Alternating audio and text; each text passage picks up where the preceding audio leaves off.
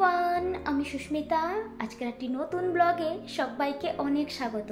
যে যেখান থেকে দেখছো আশা করছি প্রত্যেককে খুব ভালো আর সুস্থ আছো। আমরাও কিন্তু বেশ ভালোই আছি। এখন ঘড়ি কাটার বাজে ওই 7:30টার মতো। হাজব্যান্ড রেডি হয়ে অফিসের জন্য বেরিয়ে গেল। এবার আমিও ঘরে চলে এসেছি। সকালের প্রায় কাজকর্ম হয়ে গেছে। এখন নিচে একটু তাই ফ্রেশ হয়ে চুলটা চিরুনি দিয়ে নিচ্ছি। এত সকালবেলা বা যখনই চিরুনি দিই আমি চুলে, তখনই দেখি না প্রচণ্ড চুল উঠছে। যদি বা আগের থেকে একটু কমেছে।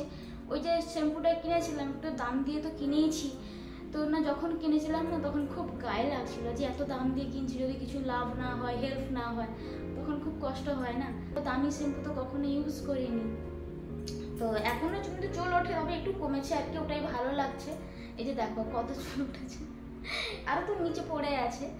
এটা এইটুকু আমার হাতে আছে, এখনো তুলতে হবে এই আর কি। তো চলো, একটু ভালো হয়েছে ভেবে এখন ভালো লাগে আর কি। এখন একটু লেবু জল খাবো, দিয়ে ঘরে কাজগুলো শুরু করবো। আর এখন চলে এলাম কিচেনে এই লেবু জলটা খাবো বলে, জলটাকে একটু উষ্ণ গরম করবো। আর সকালবেলা যদি এরকম একটু লেবু জল খাওয়া যায় তাহলে দেখবে শরীরটা তো বেশ ভালোই থাকে, আর আমার মেজাজটা কিন্তু বেশ ফুরফুরে হয়ে যায় আর কি। আমার বেশ ভালোই লাগে বলতে পারো। আর আজকে সকালে বেশ খানিকটা কাজ কিন্তু এগিয়েই ফেলেছি। সে সকালবেলা ওই যে হাজব্যান্ডকে অফিসের লাঞ্চ বানিয়ে দেওয়া বা ব্রেকফাস্ট করে দেওয়া, তার জন্য যে কটা বাসনপত্র বা কড়াই পড়ে থাকে সেগুলো একদম মেজে ধুয়ে পরিষ্কার করে নিয়েছি। আর তার সঙ্গে কিচেনটাকেও হালকা একটু করে ক্লিনও করে দিয়েছি। তো আজকে বেশ খানিকটা সময় ছিল বলে করতে পেরেছি। আগে তো হাজব্যান্ড ওই 4:45টার সময় বেরিয়ে যেত, তাড়াহুড়োতে কিছুই করে উঠতে পারতাম না। আর এখন যেহেতু ওই আগের শিডিউলটাই ফিরে এসেছে, হাতে কিন্তু বেশ খানিকটা সময় থাকে। ওই বেরোতে বেরোতে 7:30 নাগাদ হয়ে যায়। তো যতটা আমি কাজ গুছোতে পারি ততটাই গুছিয়ে নিই, যাতে নিচে কখনো মনে হয় যদি একটু ওয়াক করে আসি সেটাও করতে পারি, নাহলে এরকম লেবু জল খেতে খেতে নিজের মতো করে সময়টা কাটানো যায় আর কি। আর এখন জানি কেমন কেমন একটা ওয়েদার হয়েছে এখানে। প্রায় 2 সপ্তাহ হয়ে গেল এরকম একটা ওয়েদার, যেন মনে হচ্ছে বৃষ্টি নামবে না, মেঘলা ওয়েদার, গুমট গরম করে রেখেছে। ঘরে না শান্তি না বাইরে শান্তি। সকালের দিকে এরকম একটা ওয়েদার থাকলেও দুপুরের দিক করে কিন্তু বেশ কড়া রোদ দেয় আর খুব গরম, জানো তো। আর এই যে সকালবেলা আজকে তো মঙ্গলবার, গার্বেজ নিতে চলে এসছে ওই গাড়িটা, ওখান থেকে নিয়ে নিয়েছি। এবার আমাদের বিল্ডিংয়ের নিচেটা আসবে, দিয়ে নিয়ে যাবে আর কি। তো ওটাই দেখছিলাম বাইরে দাঁড়িয়ে দাঁড়িয়ে। দিয়ে লেবু জল খাওয়া হয়ে গেছে। এখন চলে এসেছি, কয়েকটা জামা কাপড় তো আজকে ওয়াশিং মেশিনে দিতে হবে, কাচাকাচি করতে হবে, সেগুলো কেচে নেব। তো এখন শুকোতে একটু সময় লাগে, কেননা যে এরকম ওয়েদারের জন্য। তবে দুপুরের দিক তো দেখছি রোদে বেরোবে, তো মোটামুটি শুকিয়েই যাবে আর কি। আর এখন চলে এসেছি বিছানাগুলোকে গুছোতে। তো সকালবেলাতে ওই বেডশিটগুলোকে তুলে দিয়েছিলাম, তবে এইটুকুই করতে পেরেছি, তারপর আর করা হয়নি। তো এখন ভালো করে ঝেড়ে দিয়ে বেডশিটটাকেও চেঞ্জ করে দিচ্ছি আর কি। জগন্নাথ পুষ্পা ব্লগ থেকে দিদিভাই বলেছিলে তুমি কিন্তু রোজ ভিডিও দিও, তোমার ভিডিও পাই না, খুব মিস করি তোমাকে। থ্যাংক ইউ দিদিভাই, এত মিষ্টি একটা কমেন্ট করার জন্য।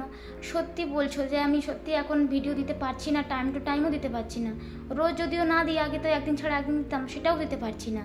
অ্যাকচুয়ালি বাড়িতে না একটা বিশাল প্রবলেম হয়ে গেছে, তো সেটারই জন্য মনটা বেশ খারাপ ছিল, আর কিছুই ভালো লাগছিল না করতে। তো ভিডিও তো করে রেখেছিলাম, কিন্তু এডিট করে যে ভয়েস দেবো সেটাই হয়ে উঠছিল না। আপাতত প্রবলেমের সলিউশনটা পেয়েছি, এবার থেকে ভেবেছি রোজ না হলে একদিন ছাড়া একদিন দেবো আর কি। আর কি প্রবলেম সেটাও কিন্তু তোমাদের সঙ্গে অবশ্যই শেয়ার করব। আর বললামই তো যে এখানে না খুব গরম পড়েছে, আর এই গরমের মধ্যে দেখবে যে সব কাজ তো একসঙ্গে করা যায় না, আর করতে গেলে খুবই অস্বস্তি হয় আর কষ্টও হয়। তবে এই গরমের মধ্যেও যদি হাতে বেশ খানিকটা সময় নিয়ে ঘরের কিছুটা কাজ যদি এগিয়ে রাখা যায়, একটা প্ল্যান করে করা যায়, তবে দেখবে কষ্ট তো হয় না, ঘরবাড়ি কিন্তু অনেকটা পরিষ্কার পরিচ্ছন্ন থাকে। তো আমার অনেকদিন থেকেই না ডাস্টিংগুলো করা হচ্ছিল না, তো ন্যাপকিনে হালকা একটু জল দিয়ে ঘরে যত সমস্ত ডোর বা ওয়ার্ড্রপ ছিল সেগুলোর উপরটা ভালো করে ক্লিন করে দিয়েছি। এতে আমার ঘরবাড়িটা তো একদম সুন্দর ক্লিন থাকে, এখন 2 দিন না করলেও চলবে। তাই এইভাবে যদি আমরা একটা প্ল্যান করে ঘরের কাজগুলো আস্তে আস্তে করে ফেলতে পারি, তাহলে দেখবে এতে কষ্টটা অনেকটা কমই হয় আর অনেকটা সুবিধেও হয় আমাদের, তো বাড়ে না লাগে না বলতে পারো। আর জানো তো এই জায়গাটা এতটা নোংরা হয়ে গেছে, আজকে উপর থেকে করে দিচ্ছি, তবে যেদিন একটু সময় পাবো না হাতে, এই ভেতরটাকে আমাকে একটু ভালো করে ক্লিন করতে হবে। তো কেমন যেন গুঁড়ো মানে নোংরা পড়ে গেছে। আর কালকে সোমবার ছিল, আমি এই ডাস্টবিনটাকে ভালো করে ধুয়ে দিয়েছিলাম। তো আজকে যখন ওই পেপার নিচে বিছাতে যাব, দেখছি একটা দুটো পোকা রয়েছে। তবে জানো তো এর আগে কিন্তু কখনো এরকম হয়নি, আজকে প্রথমবার দেখলাম। তাই ভাবছি আবার একবার ভালো করে ধোবো, দিয়ে বেশি করে একটু রোদে দিয়ে রাখবো, তারপরে ইউজ করব। আর দেখো কথা বলতে বলতে টেবিলটা ক্লিন হয়ে গেছে। আর কি বেশ কিছুদিন আগে শাসপিতা সিনহা দিদিভাই বলেছিলে তোমার এই টেবিল কোস্টারগুলো খুব সুন্দর, তাই ভাবলাম তোমাদের সঙ্গে একবার শেয়ার করি। এই কোস্টারগুলো কিন্তু কাঠের গুঁড়ি, অনেকে হয়তো বুঝতে পেরেছো, অনেকে জানো না, তাই ভাবলাম একবার বলে দিই। এখানে কিন্তু এই কাঠের গুঁড়ির বিভিন্ন সাইজের টেবিল কোস্টারগুলো পাওয়া যায়। এটা যেমন চৌকো রয়েছে, রাউন্ড শেপও রয়েছে, আর বিভিন্ন ধরনের হোম ডেকোরও রয়েছে, জানো তো। দেখতে কিন্তু বেশ ভালোই লাগে। আর এগুলোকে সুন্দরভাবে জলে ধুয়ে শুকিয়েও ইউজ করা যায়, একদমই খারাপ হয় না। আর এই তো এখন চলে এসেছি ঘরটাকে একটু ভালো করে ঝাড়ু দিতে। তো এই যে ঝাড়ুটা ছিল সেটা দিয়েই করছি। মাঝে মধ্যে না এরকমভাবে ঝাড়ু দিতে আমার বেশ ভালো লাগে, এতে মনে হয় না ঘরটা বেশ সুন্দর পরিষ্কার হয়ে গেছে। আর খুবই রেয়ার আমি ভ্যাকুয়াম ইউজ করি, ভ্যাকুয়ামতে আমার এতটা ভালো লাগে না আর কি। আর অ্যাকচুয়ালি অনেক আগের অভ্যেস তো, তাই আর কি। আর এদিকে আমার কাজকর্ম কিন্তু শেষই হয়ে গেছে। তারপর বেশ খানিকক্ষণ সময় একটু বসে একটু ফ্যানের হাওয়া খাচ্ছিলাম, কেন বলতো প্রচণ্ড ঘেমে সরবদ হয়ে গেছি। তারপর চলে এসেছি স্নানটা সারতে। তো আজকে ভেবেছি একটু হেয়ার ওয়াশ করবো, তাই শ্যাম্পু আর কন্ডিশনারটাকে নিলাম আর কি। তো স্নানটা করার পর না যেন একটা পরম শান্তি পেলাম। আর গরমে স্নান করার পর তো বেশ ভালোই লাগে। আর এদিকে প্রথমে চলে এসেছি কাপড়গুলোকে মিলতে, যেহেতু ওয়াশিং মেশিনে কাপড়গুলো কাঁচা হয়ে গেছিলো, তাই ভাবলাম আগে মিলে দিই, তারপরে আমি পুজো করবো আর কি। আর এখন কিন্তু কটা বাজে জানো তো, ওই 9:30 কি 9:45 মতো।